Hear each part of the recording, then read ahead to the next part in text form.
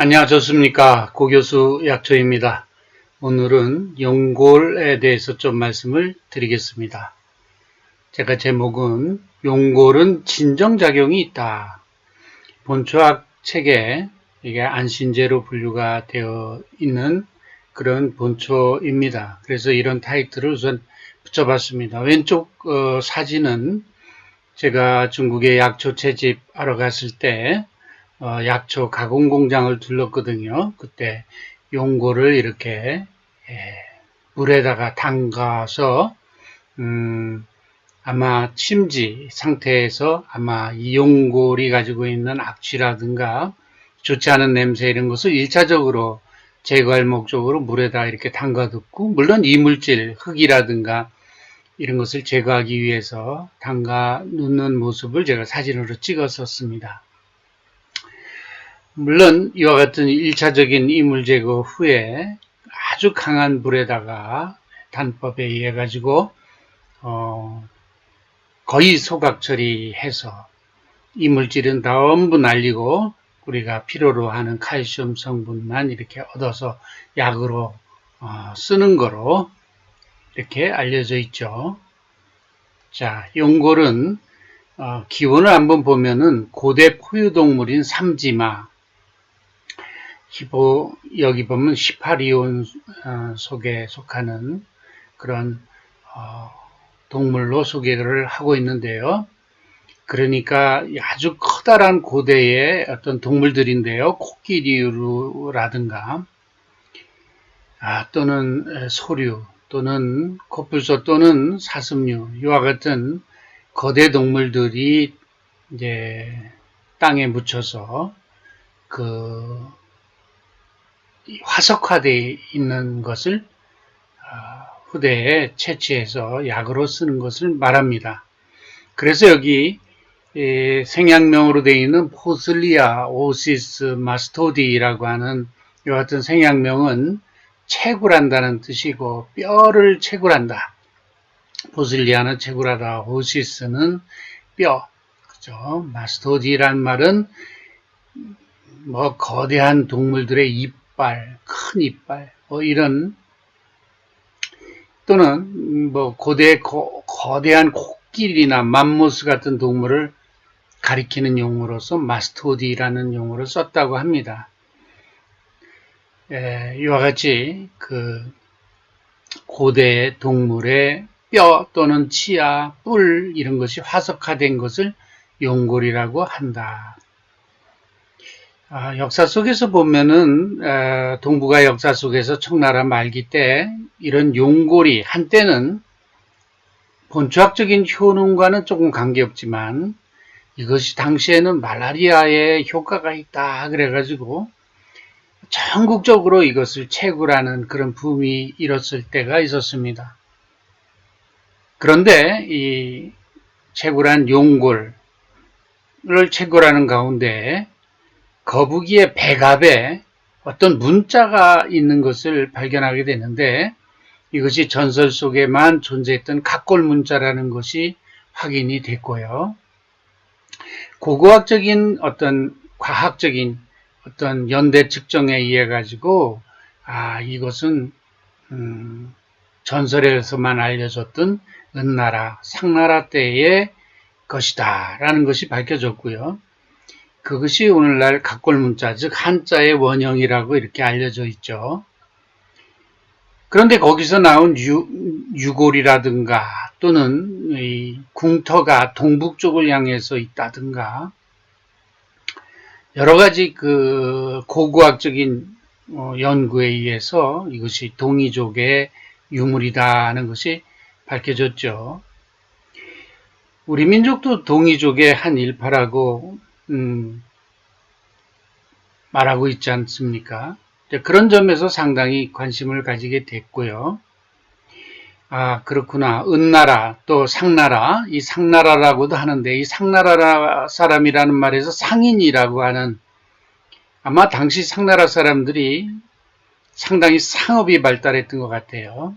그래서 오늘날 상인이란 말도 상업이란 말도 여기에서 유래됐다 이렇게 알려져 있죠.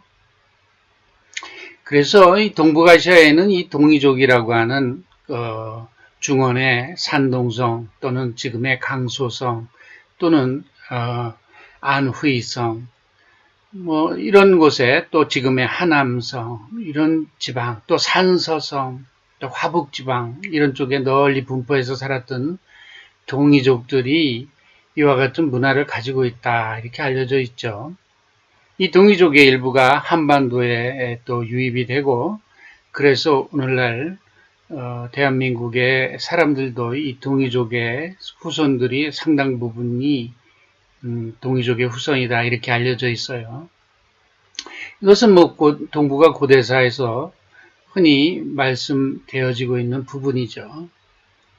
이런 점에서 용고를 제가 강의하면서도 용고를 채취하면서 얻어졌던 이와 같은 또 인문학적인 문화사적인 역사가 있다는 점을 한번 기억하고 싶었습니다. 자, 한방적 효능에 앞서서 성미와 기경을 한번 보도록 하겠습니다. 단맛과 산미가 있다 그랬는데 이 산미는 이 떫은 맛에 해당이 되고 이것은 우리 몸에서 빠져나가는 어떤 물질을 보듬어주는 역할을 합니다. 이 산미가 있는 본초들의 특징입니다. 그래서 여기 보면 수렴고삽이라고 하는 한방효능이 있죠. 수렴성이라고 하면 이렇게 모아드는 거죠. 아스트린젠트 효과라고 얘기하죠. 이렇게 수렴한다 그러죠. 이렇게 응축되고 모아지는 거죠.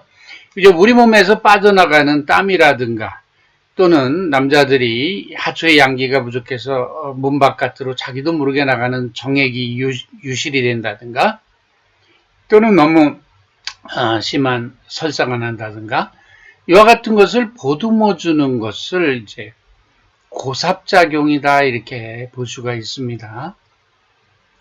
그래서 이 떫은 맛이라고 하는 것이 이런 뜻이구나 하는 것이고 평제라고 하는 것은 뜨겁지도 차갑지도 않다라는 말이 되겠습니다. 그러니까 체질에 관계없이 쓸 수 있는 약이다 이렇게 볼 수도 있죠. 예를 들면 열한 약이면 몸이 열이 있는 사람은 쓰기가 곤란한 경우도 있죠. 열이 받치니까. 또 몸이 한한 사람들은 차가운 약을 썼을 때 복통이 온다든가 그 외에 또 부작용이 올 수도 있는 겁니다. 흔히 한방약은 부작용이 없다라고들 알고 있지만 사실은 그렇지 않을 수 있어요. 몸에 열이 있는 사람이 열한 약을 썼을 때는 열이 가중되면서 부작용이 올 수 있죠. 또 몸이 차가운 사람이 찬 약을 썼을 때 또 부작용이 있을 수 있는 겁니다. 그래서 천연물이라고 해서 한약은 전부 부작용이 없다 이런 말을 과감하게 한다는 것은 좀 위험한 얘기가 될 수 있습니다. 자, 심장과 간장과 신장경맥으로 기경하는 약이다. 즉 심장은 상초고 그죠? 간장과 신장은 하초에 작용하는 약이다 하는 걸 알 수 있는데 여기 진경안신 그런데 화들짝 놀라는 것을 진정시켜주고 정신을 안정시켜준다는 효능은 이 심장에 작용하는 약이라고 하는 것을 우리가 알 수가 있고 심장에 작용해서 정신신경 안정작용을 한다는 것을 알 수가 있고요. 이 용골이 안신제로 분류가 됐다 그러면 이와 같은 진경안신작용이 우선 첫 번째 효능이다. 마음을 안정시켜주고 화들짝 놀라는 마음을 진정시켜준다는 것이고 두 번째로는 편간잠향이다 그랬는데 이것은 간의 열사를 그죠 가라앉혀준다는 말입니다.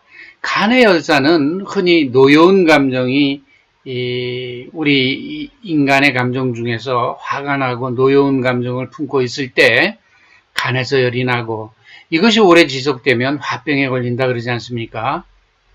자, 이 용골이라는 약은 이와 같이 간열을 잘 다스리는 효능도 있구나 하는 것을 알 수가 있고 그래서 기경에 간으로도 기경하고 그렇죠? 수렴 고삽작용에 의해 가지고 신장경맥으로도 기경한다 했는데 특히 유정과 같이 남성이 정액을 흘리는 이와 같은 질환에도 그걸 보듬어주는 그런 활성도 가지고 있다. 이렇게 설명할 수가 있고 정리해 보면 심계항진, 가슴이 두근반 세근반 하면서 막 불안하고 초조하고 정신이 불안하고 이게 보통 우리가 어떨 때 이렇습니까? 공황장애라든가 신경증이 있을 때 이런 증상이 올 수 있죠. 이럴 때 용고를 쓸 수 있다라는 말이 되겠습니다. 그리고 잠을 잘 못 잘 때, 정신이 불안하고 잠을 잘 못 잘 때도 쓸 수 있다 말이고, 자, 실정, 아까 정액 얘기를 했죠. 정액을 그죠? 본인도 모르게 자꾸 흘리는 경우, 유정이라고도 보통 표현하지만 실정 같은 의미가 되겠습니다. 또 침한이라는 말은 땀을 잠잘 때 흘리는 겁니다. 이걸 도한이라고도 하고 도둑놈 도자를 써가지고 도한이라고도 하고 침한이라고도 합니다. 이와 같은 증상이 있을 때 이런 수렴 고삽작용에 의해서 실정, 침한 같은 그런 증상이 개선이 될 수 있다라고 소개를 하고 있습니다. 용골의 한방효능은 다시 얘기하면 진정제군요, 안정제군요, 그 다음에 간의 열도 내리겠군요. 그리고 도한이나 또는 유정과 실정과 같은 증상에 쓸 수 있는 수렵 고삽작용이 있구나 하는 것을 우리가 알 수 있습니다. 성분은 CaCO3, 칼슘 카보네이트가 절반 이상 들어있는 주성분이 되겠습니다. 그래서 용골의 성분 그러면 CaCO3로 기억을 하면 좋겠고요. 우리가 모료라고 하는 신경안정제를 공부할 때도 이 동일한 성분이 들어있다라고 하는 것을 우리가 알 수가 있고, 그 외에 일부 향기 성분이나 유기산들도 존재하고 아미노산도 이제 존재한다라고 소개를 하고 있습니다. 양리는 이 칼슘 카보네이트의 제산작용, 이 제산작용이라면 위산이 과다 분비될 때, 속이 쓰리고 아플 때 위산을 중화시켜주는 그런 성분으로 안타시드, 제산제를 쓰는데요. 양의학에서는 알미늄 하이드로옥사이드라든가 마그네슘, 그쵸? 옥사이드라든가 이런 제산제들을 씁니다만은 이 칼슘 카보네이트도 제산제로서 활용할 수 있습니다. 역시 용골의 주성분이 칼슘 카보네이트라 그러면 위산, 즉 염산을 중화시켜 주는데, 자, HCl과 CaCO3가 만나서 CaCl2가 되고 이런 식으로 중화 반응이 일어나죠. 그래서 염산으로 인한 그 속술이나 그 위액의 염산으로 인한 그 위염이나 위궤양 환자들의 속쓰림이나 위통을 가라앉히는 데 활용할 수가 있는 것이죠. 제가 벌표로 이렇게 썼습니다. 그럼 과연 용골의 진정작용은 어떤 걸로 인해서 이것이 효과가 있을까라고 제가 한번 해석을 해봤는데요. 자, 이 칼슘 이온 농도를 우리 몸에 높여줘가지고 대뇌 변연계의 편도체의 과항진을 낮춰주어서 불안장애나 공황장애를 개선하는 것으로 판단이 된다는 것이죠. 학계에서 이와 같은 판단을 하지만 과학적으로 이 용고를 사용해서 이와 같은 효능이 있는가는 양리 연구가 추가적으로 좀 더 필요하다는 생각을 합니다. 참고적으로 우리 몸에 칼슘이 저하될 때 나타나는 증상으로서 빈뇨라든가 잔뇨감 같은 게 올 수가 있고, 불안장애, 세로토닌 분비 저하에 의해서 우울감, 또 멜라토닌 분비 저하로 인한 불면 같은 것이 동반될 수 있다고 합니다. 그렇기 때문에 혹시 용골에 칼슘 카보네이트가 우리 몸에 들어가서 칼슘 이온 농도를 높여줘가지고 이와 같은 불안장애나 공황장애를 개선해 주는 것이 아닐까라고 생각을 하는 것입니다. 기회가 있다면 EBM에 입각해서 Evidence Based Medicine으로 발전하는 21세기 한방의학의 과학화를 위해서 용골의 이와 같은 진정작용에 대한 연구가 추가적으로 좀 되어줬으면 좋겠다, 이런 생각을 해봅니다. 마지막으로 방제로서 대시오가 용골 모르탕을 한번 소개를 하겠습니다. 이 시오가 용골 모르탕은 보통 소시오탕 그러면 우리가 시호, 황금 이런 것이 이 주제로 쓰이는 것인데, 보통 소양병에 쓰는 것인데요. 상한론에서 보통 태양병 하면은 외부로부터 사기가 들어와서 우리 몸이 오실오실 춥고 온몸이 쑤시고 두통이 오고 항배통이 오고 이럴 때 태양병 약으로서 마왕탕이나 계지탕, 갈근탕 같은 약을 쓴다 이렇게 소개를 했었죠. 물론 이 사기가 이 태양병에서 표중에서 치료가 안 돼서 속으로 사기가 직중하면은 양명병이라는 병으로 이행이 되고 고열만 나고 오한이 나거나 이런 건 없이 고열만 나고 속에 열이 있으니까 자꾸 땀만 줄줄 흘리면서 갈증이 나고 이와 같은 것을 양명병이라고 하는데, 이런 태양병과 표중과 양명병으로 가는 그 중간에 우리 몸에 그 표도 아니고 이도 아닌 속도 아닌 반표발리라 그래서 이 흉엽 부위, 뭐 이렇게 우리의 흉부, 이 옆구리에 흉복부에 이렇게 손을 넣었을 때 흉엽 부위가 마치고 아프면 흉엽고만이라고 하는데, 이와 같은 부분에 통증이 있고 또는 불편한 증상이 있을 수 있을 때, 그리고 열이 오싹했다 열이 났다 오싹했다 열이 났다 이런 왕래한 열이 있을 때 그걸 소양병이라고 하지요. 이럴 때 보통 소시호탕이라는 방제를 쓰고요. 이 같은 상황에서 흉엽고만이 있고 그러면서 신경불안 증세가 같이 병발할 때, 그러니까 여기서 보면 가슴 두근거리고 잘 놀래고 잠을 이루지 못하고 하는 이와 같은 신경불안 증세가 있으면서 소양병의 그 흉엽고만, 즉 가슴과 옆구리가 그득하고 아프고 이럴 때에 이런 증상이 같이 있을 때 시호가 용골모류탕을 쓴다. 그러니까 신경불안증이 있으면서 옆구리가 그득하고 불편한 이런 흉엽고만 증상이 같이 있을 때 이 약을 쓰는 것이 정증이다. 이렇게 말씀을 드릴 수가 있겠고, 임상에서는 신경쇠약증이나 히스테리 뭐 이런데 우리가 이런 것을 활용할 수 있겠다. 한방의학이라고 하는 건 증치의학이죠.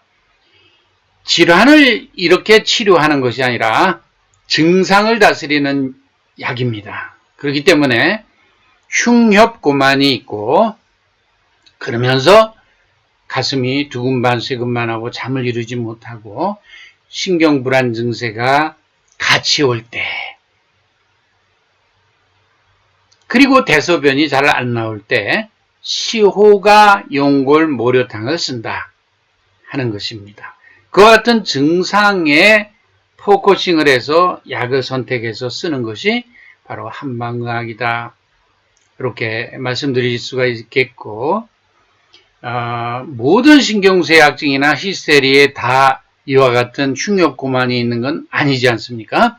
그렇기 때문에 옆구리가 그득하고 한 흉엽고만이 있으면서 이런 신경불안증이 있을 때 시호가 용골모류탕을 쓴다. 이렇게 설명드릴 수가 있겠습니다. 오늘 강의를 여기서 마치도록 하겠습니다. 오늘도 수고하셨습니다.